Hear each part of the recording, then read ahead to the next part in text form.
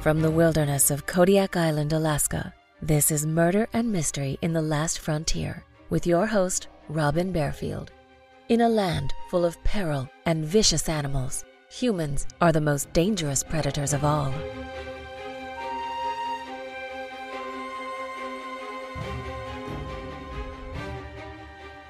In my last episode, I told you about the brutal murder of Shirley Coons in Fairbanks, Alaska. If you haven't yet listened to that episode, I suggest you do so before you listen to this one. The two episodes are connected, and this is part 2. In the previous episode, I said that Kristopher Marcy received a 139-year sentence and is incarcerated at Alaska's only maximum security prison, the Spring Creek Correctional Center in Seward, Alaska. In 1994, Kristopher Marcy and his friend Bryan Perotti managed the unthinkable when they escaped from Spring Creek. When Marcy and Perotti first escaped, the police warned the public to be on the lookout for the pair. They considered both inmates dangerous, but they believed Bryan Perotti was the most violent of the two. Since Kristopher Marcy was in prison for stabbing a grandmother 26 times and then raping her as she lay dying, I couldn't imagine a more violent predator, and was curious to learn the details of Bryan Perotti's young life and the crime that sent him to prison for 99 years.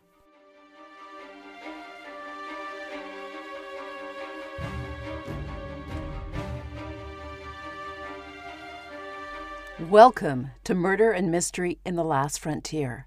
I'm your host, Robin Bearfield, and I'm broadcasting to you from the heart of the Kodiak National Wildlife Refuge on Kodiak Island in Alaska.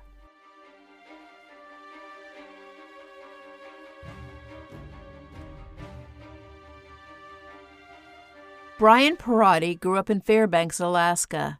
He was an athlete at Lathrop High School, and he was a popular student and a smart kid. It is both disturbing and sad to learn how he threw away his life and ended the life of another young man. But those close to Bryan knew he was different. They understood something was wrong with Bryan. When researching Bryan Perotti, I was lucky to find an article online by Elizabeth Fairfield Stokes. Miss Stokes was friends with both Bryan Perotti and Johnny Jackson, the young man Perotti murdered. She wrote a beautiful piece titled Letters to Prison about the crime and how it affected her life. Her article added the depth I need to talk about Bryan and his crime. Elizabeth Stokes' father was an Episcopalian priest at St. Stephen's Church in Fairbanks, and Bryan Perotti's family attended the church. Elizabeth was a year older than Bryan, but the two often served as acolytes, and they became casual friends. At school, Bryan liked the attention of the other students. He was the class clown and a wrestler on the high school team. He had many friends, and to most, he seemed happy and well-adjusted. When he was a sophomore, Bryan began dating a girl, and just like with everything else he did, his relationship with his girlfriend seemed over the top. He held her hand and kissed her as they cuddled in the school halls, and he had flowers and stuffed animals delivered to her at the school. Bryan could not stay away from his new girlfriend, and he often took his parents' car after they fell asleep and drove to her house. His parents scolded him for taking their car and told him not to do it again. But he didn't listen to them. His father finally threatened to call the police and report his car stolen if Bryan took it again without their permission. When Bryan disobeyed, his father followed through and called the police. Bryan's parents were beside themselves and did not know how to control their son. Bryan seemed headstrong to the point of self-destruction. Still, Bryan continued to do well at school, and no one but his family and a few of their friends seemed to know he was getting in trouble at home. Before she dated Bryan, Bryan's girlfriend briefly dated Johnny Jackson, 18. In the spring of 1988, a school official overheard Bryan's girlfriend tell another friend that Johnny had raped her shortly before she began seeing Bryan. The school official reported what she'd heard, and the police questioned the girl about the incident. The girl declined to press charges, and when the police talked to Johnny, he adamantly denied any wrongdoing. Johnny said he did not assault the girl, and lacking any evidence, the police declined to move forward with the case. Most of the students at Lathrop High School did not believe Johnny had raped Bryan's girlfriend. Johnny was kind and goofy. He had already graduated from high school and worked as a cook at Los Amigos restaurant in Fairbanks. Even Bryan doubted that Johnny had raped his girlfriend, and he told his family he didn't know what had happened because his girlfriend refused to talk about the incident. Bryan's psychological makeup, though, did not allow him to ignore what had happened between his girlfriend and Johnny Jackson. Bryan became obsessed with the situation and consumed with not only defending his girlfriend's honor, but also determined to protect what he believed was his. The following is an excerpt from a May 11, 1988 letter from Bryan to his girlfriend. This may sound egotistical and possessive, but he took something that was mine. It was and is a part of me. It is, like he did it to me, even though I don't know what happened or exactly how much he hurt you. But he stole something that is very precious to me, something that cannot be returned. I want it back, and by doing what I'm going to do, I will gain something that is equally precious to him. Most who read this letter interpreted it to mean that Johnny and Bryan's girlfriend had sex and Bryan was jealous. As the days and weeks unfolded, Bryan's obsession with Johnny Jackson did not diminish. Instead, Bryan's hatred grew, and he said Johnny deserved to die. Bryan stalked Johnny for months and told anyone who would listen that he intended to kill Johnny Jackson. Bryan threatened Jackson to his face, but Johnny shrugged off Bryan's comments, and unfortunately for Johnny, Bryan's and Johnny's friends and acquaintances also did not take Bryan's threats seriously. They believed Bryan was looking for attention and would never do anything more than talk.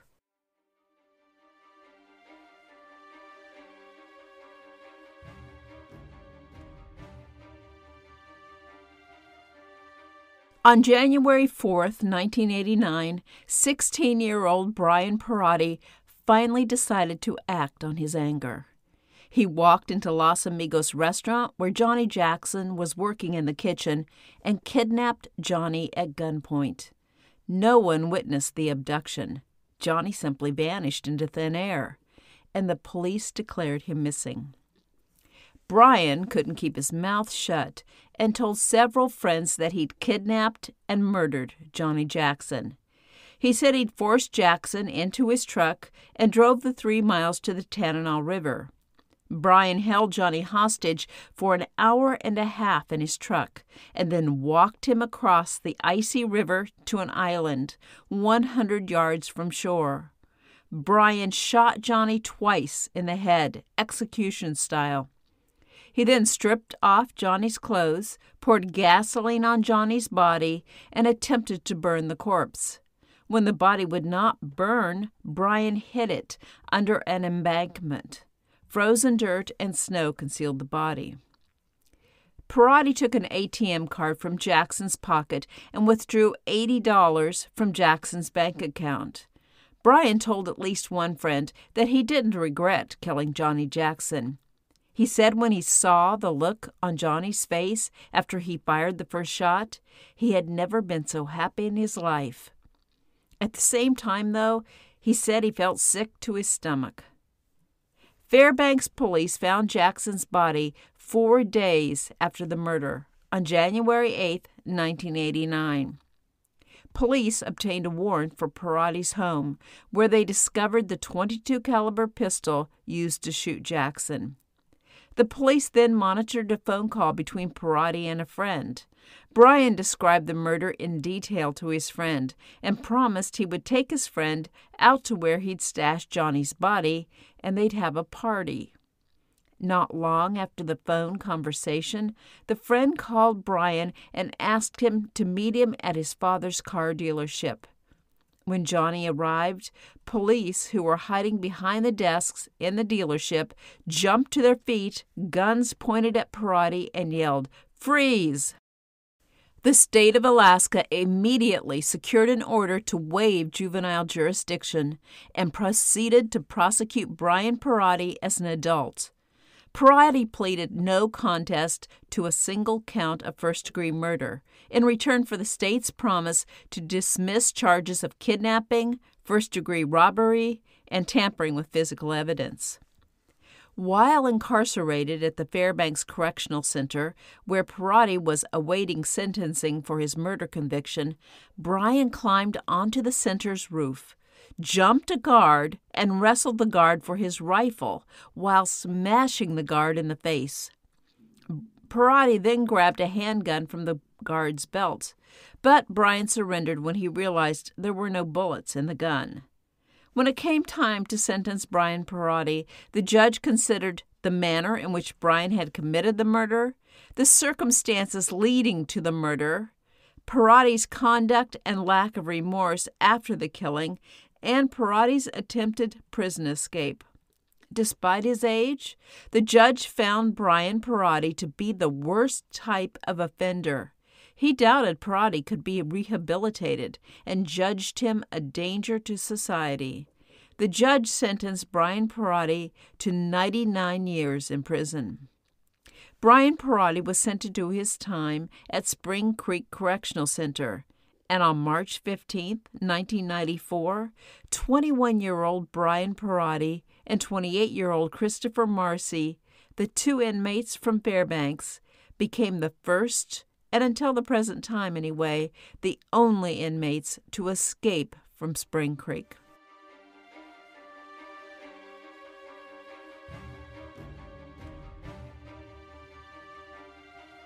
Let me take a short break. As many of you know, I'm an author. In addition to true crime, I write Alaska wilderness mysteries. A few main characters appear in my books, but the central character is Jane Marcus. Jane has her Ph.D. in fishery biology. In my first novel, Big Game, Jane is taking care of her sick mother in Kansas. When she goes for a drive in the country one day, she sees a car veer off the road into a field. The driver is badly injured, and he whispers an urgent message to Jane. The message does not make sense to her, but after the man dies, she feels duty-bound to try to decipher what he was attempting to tell her. Her detective work takes her to a hunting camp on the Alaska Peninsula, but her float plane trip to the peninsula begins in Kodiak. Jane falls in love with Kodiak Island for the short time she is there, and the next year, when a job becomes available at the Marine Center in Kodiak, Jane jumps at the opportunity. The rest of my novels, beginning with Murder Over Kodiak, take place on Kodiak Island. In Murder Over Kodiak, I introduce FBI Special Agent Nick Morgan, and he and Jane have an on-again, off-again relationship. Alaska State Trooper Sergeant Dan Patterson enters in Book 3, The Fisherman's Daughter, and in Book 5, Massacre at Bear Creek Lodge, Patterson takes center stage.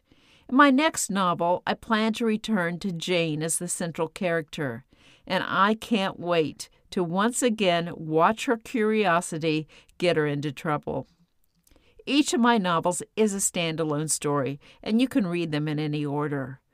I develop most of my storylines from the true crimes that have shaped Alaska's history.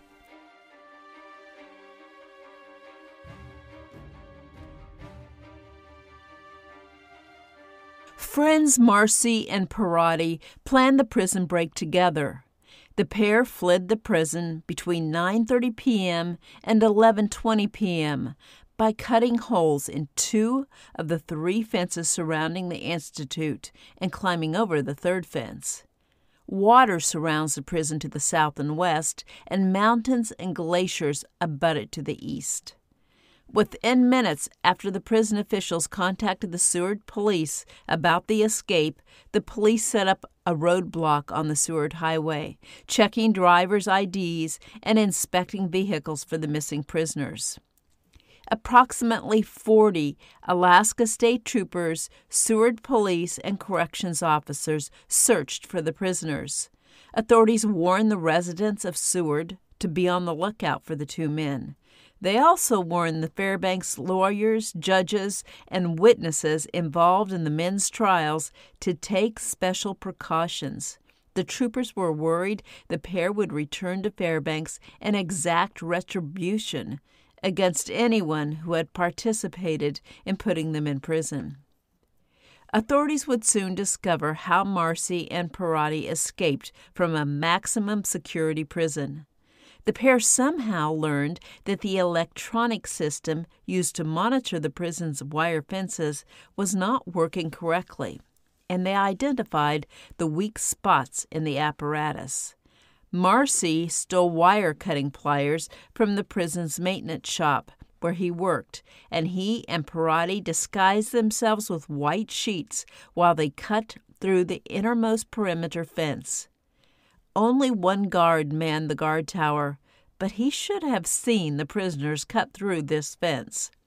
Once they slipped through the inner fence, they moved to a blind spot directly below the tower and under a bridge. The pair knew the electronic sensors in this area were malfunctioning, and they could cut a hole in the 2nd fence without being observed. The outer fence was constructed of heavier gauge wire, so instead of cutting it, Marcy and Perotti climbed over it. A guard assigned to continually circle the outer perimeter of the prison in a truck did not see the prisoners leave the grounds. A towered relief guard discovered the escape after the shift change, when he saw footprints between the inner and 2nd fences. He called a ground crew to investigate, and they soon found the holes in the fences. Guards immediately locked down the prison and checked each cell. Guards soon discovered that both Perotti and Marcy had stuffed clothing and other items under their covers to make it appear as if they were asleep in bed. The previous night, when the guards did the final prisoner count for the day, they saw the bulging blankets and assumed both Marcy and Perotti were asleep. While Marcy and Perotti carefully planned a daring escape, they apparently had no idea where they would go once they left the prison grounds. They broke into a house, stole camping gear, and somehow acquired alcohol. They then climbed the side of Mount Marathon near Seward, pitched a tent, and got drunk. Less than 24 hours after they escaped, the Troopers' Special Emergency Response Team captured Kristopher Marcy and Bryan Perotti. Troopers in a helicopter spotted the prisoners' tent on Mount Marathon, and they swarmed the area with helicopters. Marcy and Perotti surrendered without a fight. The pair were drunk at the time of their capture. The prison escape angered the residents of Seward and caused prison officials to take a hard look at their procedures. They made several changes in response to the escape and asked the state for more money to repair the troublesome electronic sensors on the fences. Some of the changes implemented at the prison included restricting access to tools by inmates. 2 guards would independently do the prisoner counts, and during the bedtime count, the guards would ask the inmates to sit or stand to assure their presence. A guard would man a new watch post to observe the area that can't be seen from the watch tower. Guards would increase perimeter patrols. Marcy and Perotti were convicted of 2nd-degree escape and burglary for breaking out of the Spring Creek Correctional Center. The years added to their sentences made little difference, though, since they were both already serving life in prison. After their return to Spring Creek, the guards placed them in solitary confinement. The families of the victims of Kuntz and Marcy, as well as the judges, lawyers, witnesses, and jurors from their trials, all breathed a sigh of relief to know the two violent prisoners were back in prison.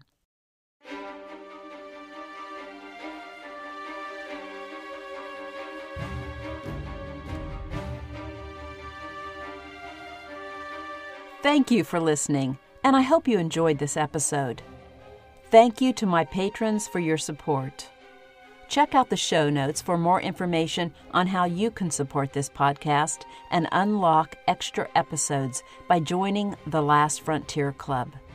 You can also search for this podcast on Patreon to learn more about the Last Frontier Club. I'll see you soon for the next episode of Murder and Mystery in the Last Frontier.